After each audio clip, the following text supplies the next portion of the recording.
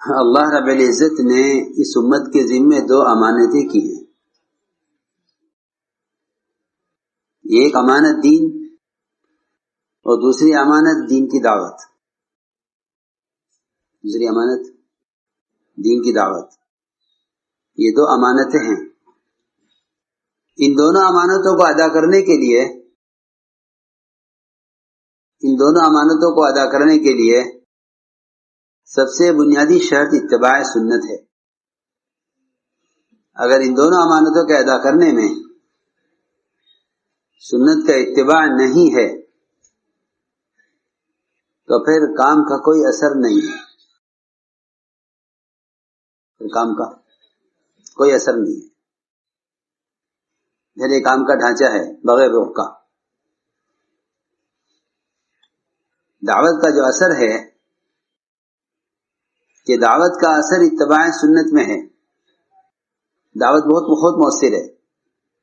دعوت بہت مؤثر ہے. جن دلوں کے بارے میں یہ یقین کر لیا جاتا تھا کہ اس دل میں ایمان داخل نہیں ہو سکتا، دعوت نے ایمان کو وہاں بھی داخل کیا ہے. حضرت عمر رضی اللہ عنہ کا بارے مشہور تھا یہ کہ خطاب کا گدھا ایمان لا سکتا ہے، خطاب کا بیٹا عمر ایمان نہیں لا سکتا. اس لیے کفر یہ سمجھتا تھا کہ ہمارے پاس اگر سب سے مضبوط آدمی ہے تو عمر ہے. جی اللہ رب العزت نے حضور اکرم صلی اللہ علیہ وسلم کے دعوت کے اسلوب سے جو اسلام کے خلاف شدید تھے، اللہ نے ان کو اسلام کی موافقت میں سخت بنایا. اسلام کی موافقت میں سخت بنایا. اشدہم فی امر اللہ عمر، کہ اللہ کے دین کے معاملے میں عمر سے زیادہ سخت کوئی نہیں ہے. کیونکہ حضور اکرم صلی اللہ علیہ وسلم کا جو طرز دعوت ہے کہ آپ کا طرز دعوت دشمن کو دوست بنانے کے لیے ہے، دشمن کی دشمنی کو بڑھانے کے لیے نہیں ہے. دشمنی کو بڑھانے کے لیے نہیں ہے. ہمارا جو اللہ مجھے معاف کرے کہ ہمارا جو مزاج اور طرز ہے وہ دشمن کی دشمنی کو بڑھانے کے لیے ہے. میری بات توجہ جائے گی. وہ دشمنی کو بڑھانے کے لیے کہ ان کو غصہ دلاؤ تاکہ یہ مقابلہ کریں تو ہم مقابلہ کریں. یہ نہیں. پہلی بات یہ ہے کہ نبوت کی مزاج میں یہ چیز نہیں ہے. وہ دشمن کا مقابلہ اخلاق سے کرتے ہیں. دشمن کا مقابلہ اخلاق سے کرتے ہیں.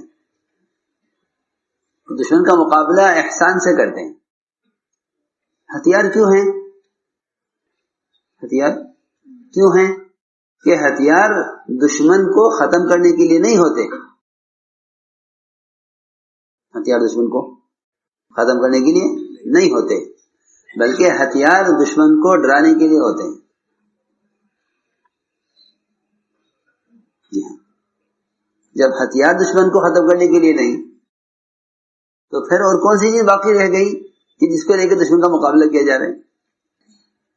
میری بات توجہ چاہیے بہت کہ تمہاری زبان سے بھی کسی باطل کو بھی تم زبان سے گالی مت دو. یہ فرمایا حدیث میں. آپ نے فرمایا لا تسبوا اباکا، اپنے باپ کو گالی مت دو. اور صحابہ کو تعجب ہوا، عرض کیا کہ یا رسول اللہ باپ کو گالی کون دے سکتا ہے؟ باپ کا درجہ تو بہت بڑا ہے. فرمایا کہ تمہارا اپنے باپ کو گالی دینا یہ ہے کہ تم کسی کے باپ کو گالی دو، وہ پلٹ کر تمہارے باپ کو گالی دے تو تم نے اپنے باپ کو براہ راست گالی دی ہے. کیا؟ جی ہاں، جوابی کاروائی. میری بات دھیان سے سننا. بہت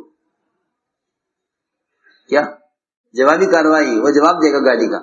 آپ اس کے باپ کو گالی دیں گے، آپ کے باپ کو گالی دے گا. یہ ایسا نہیں ہے کہ اس نے آپ کے باپ کو گالی دی ہے، بلکہ آپ نے خود اپنے باپ کو گالی دی ہے. یہ ہے حدیث کا مفہوم. فرمایا لا تسبوا اباکا. تو میں نے عرض کیا کہ ہتھیار تو ان کو ڈرانے کے لیے ہیں. اعدوا لهم ما استطعتم من قوة ومن رباط الخيل ترهبون به عدو الله وعدوكم. ترهبون به، ڈراؤ ان کو تاکہ ڈر کر اسلام میں آ جائیں. ہاں، ڈر کر اسلام میں آ جائیں. تو ایک صحابی نے ایک کافر پر تلوار اٹھائی. کافر پر تلوار اٹھائی، وہ کافر نے فوراً کلمہ پڑھا. کہیں سے؟ قتل کے ڈر سے کلمہ پڑھا. تو انہوں نے قتل کر دیا اس خیال سے کہ یہ جان بچانے کے لیے کلمہ پڑھ رہا ہے. تو آپ نے فرمایا کہ تم نے اس کے کلمہ پڑھنے کے بعد اس کو قتل کیسے کر دیا؟ عرض کیا وہ تو جان بچانے کے لیے پڑھ رہا تھا. فرمایا تم نے دل چیر کر کیوں نہ دیکھا کہ اس کے دل میں کلمہ ہے یا نہیں؟ حالانکہ دل کھول کے دیکھنے سے کلمہ لکھا ہوا نظر نہ آتا اس میں. یہ ممکن نہیں ہے. یہ تلوار تو اس لیے تھی تاکہ وہ کلمہ پڑھ لے. اس نے جب کلمہ پڑھ لیا تو تمہارے تلوار کا مقصد پورا ہو گیا. یہ بات ہے جو میں کہنے جاتا ہوں. یہ کیا؟ کلمہ پڑھ لیا تو تلوار کیا ہو گئی؟ حرام ہو گئی. حرام. آپ تلوار نہیں کر سکتے. اس نے کلمہ پڑھ لیا. یہ میں نے مثال دی ہے. تو لوگ یہ سمجھتے ہیں کہ ہماری زبان سے اور ہمارے جواب سے لوگ مغلوب ہو جائیں گے. یہ نہیں. یہ مثال کرنا چاہتا ہوں. یہ نہیں، بلکہ اگر تم دشمن کو مغلوب کرنا چاہتے ہو تو اس میں سنت طریقہ یہ ہے کہ تم اس کو مغلوب کرو اپنے احسان سے اور اخلاق سے. اسے مغلوب کرو احسان اور اخلاق. کیونکہ اس دعوت کی سنت کا کمال یہ ہے کہ اذیت کا بدلہ احسان سے دو تو امت بن جائے گی. اور اگر کام کرنے والوں نے خصوصاً اور عام مسلمانوں نے عموماً اذیت کا بدلہ اذیت سے دیا تو امت میں ایک دوسرے کا مقابلہ پیدا ہوگا. ان کا مقابلہ کرو. تو لوگ یہ سمجھتے ہیں کہ ہماری زبان سے اور ہمارے جواب سے لوگ مغلوب ہو جائیں گے. یہ نہیں. یہ مثال کرنا چاہتا ہوں. بلکہ اگر تم دشمن کو مغلوب کرنا چاہتے ہو تو اس میں سنت طریقہ یہ ہے کہ تم اس کو مغلوب کرو اپنے احسان سے اور اخلاق سے. اسے مغلوب کرو احسان اور اخلاق. کیونکہ اس دعوت کی سنت کا کمال یہ ہے کہ اذیت کا بدلہ احسان سے دو تو امت بن جائے گی. اور اگر کام کرنے والوں نے خصوصاً اور عام مسلمانوں نے عموماً اذیت کا بدلہ اذیت سے دیا تو امت میں ایک دوسرے کا مقابلہ پیدا ہوگا. ان کا مقابلہ کرو. اس لیے میں نے 2 باتیں عرض کی ہیں، بہت ضروری. 2 امانتیں ہیں ہمارے ذمہ. ایک دین، دوسرے دین کی دعوت.